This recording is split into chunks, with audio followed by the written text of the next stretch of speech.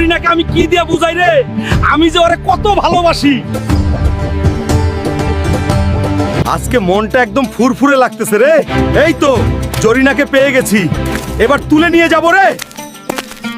ছাড়তাছি না, আজকে তোকে বাড়িতে নিয়ে যাবই। জরিনা এইখান থেকে সর, নাটক করিস না, পেট মোটা বদমাইশ। আজকে কথা শুনবি তো শুনবি, না শুনলেও আমি তোকে ছেড়ে যাচ্ছি না, বাড়িতে গিয়েই সব কথা বলবো। এই বদমাইশ পেট মোটা, আমি কোথাও যাব না। তুই যাবি না, আজকে তোকে নিয়েই যাবো রে জরিনা, পালানো কোনো সুযোগ নাই। এই বদমাইশ মোটা, আমাকে নামিয়ে দে, আমি তোর সাথে যাব না। আজকে তোকে জরিনা সোজা বাড়িতে নিয়ে বিয়ে করব, কোনো ছাড়াছাড়ি নাই। কেউ আমাকে বাঁচাও।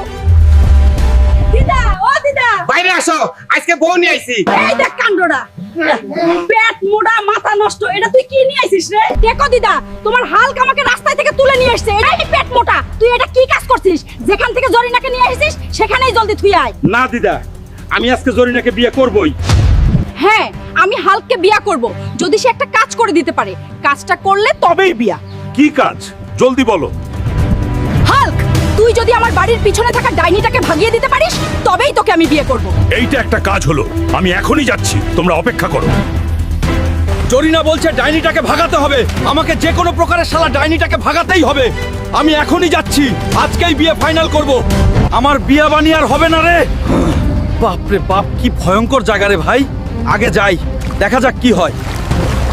তুই এখানে কেন এসেছিস রে হালক? মরতে নাকি? ওই ডাইনি, এখান থেকে তোকে দাঁড়িয়ে দেওয়ার জন্য এসেছি রে।